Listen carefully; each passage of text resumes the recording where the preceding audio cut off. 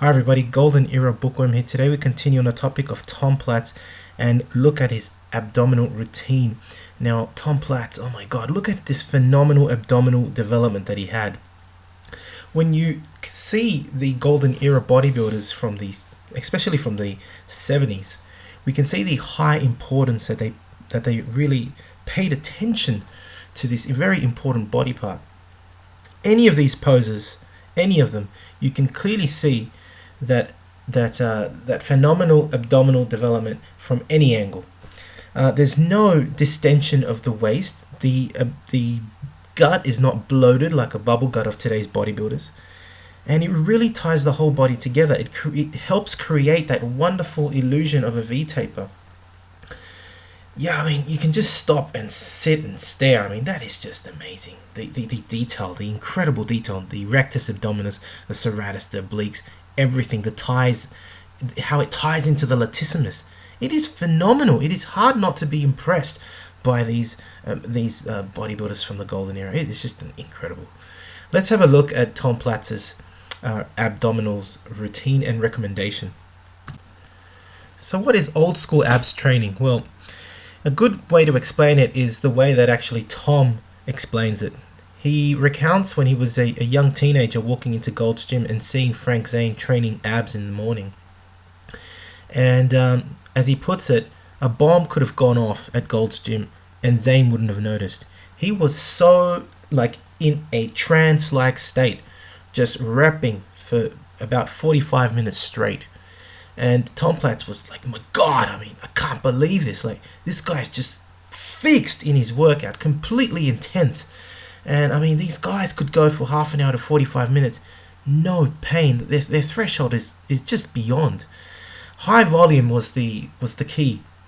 With no extra resistance, just the use of your own body weight was sufficient. This would really help, reduce the midsection down, make it really tight. And only basic exercises were performed, and most importantly, they were performed in strict style. You can see this phenomenal shot of Tom Platz. He's just standing there looking like, Jesus Christ, like a goddamn statue. It's phenomenal. The abdominals just speak to them. They just speak to you. I mean, they're perfect. I mean, there's just no other way to put it, you know.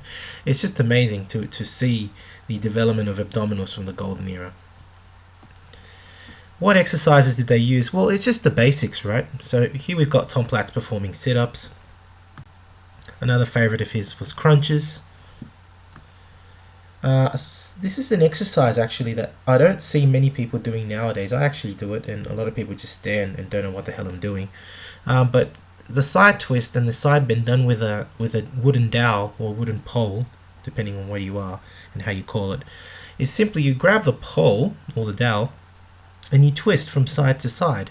You can do it standing or seated. And these were also advocated by other Golden Era bodybuilders such as Arnold Schwarzenegger. And you're supposed to do them for sets of 50 reps for several sets. And yeah, I mean, it's not just good for the waist, but it's also very good because it promotes a lot of flexibility in the waist. It's actually a very good conditioner for your internal organs too. The Roman chair sit-up was another favorite of Tom and many other Golden Era bodybuilders, especially Frank Zane.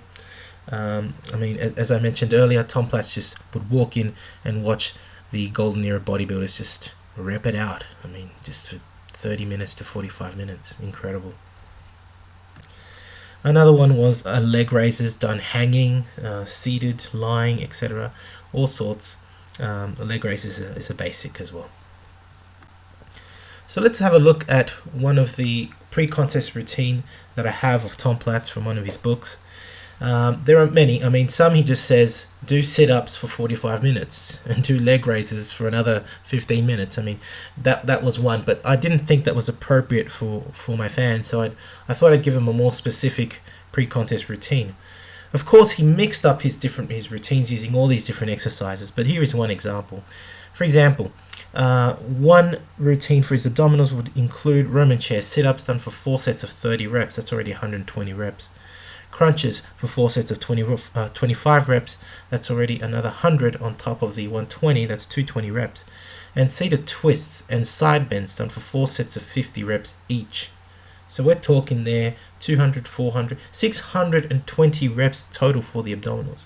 No wonder that they were polished like they are in this photo. No wonder they had the detail. No wonder they didn't have this distension that they have nowadays. The whole area was toned and there was great importance. It wasn't an afterthought. Abdominals were not an afterthought. They were regarded highly because they are such an important and central part of the whole physique. And I mean, without good abdominals, you're just a big blob of muscle, basically. So I leave you with this shot from the 1981 Mr. Olympia. I mean, even if you look at Franco or Danny Padilla,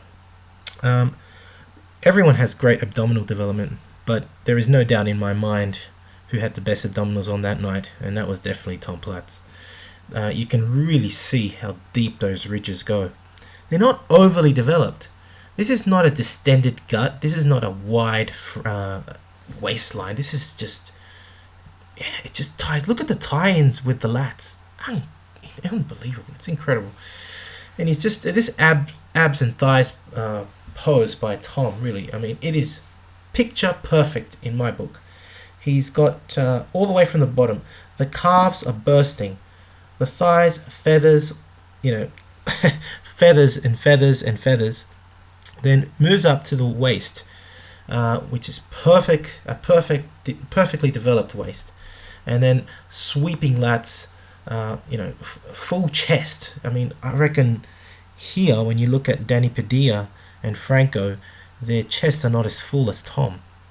And of course, the arms are quite full also for Tom and for Padilla, but not so for Franco in this pose. Yeah, I mean, it was black and white for me with Tom on 1981. Anyway, I hope you've enjoyed this video. If you have, please give it a thumbs up. Subscribe if you haven't yet to the Golden Era Bookworm, and let me know what you think. Give me your comments. Thank you for watching. This is the Golden Era Bookworm. Bye for now.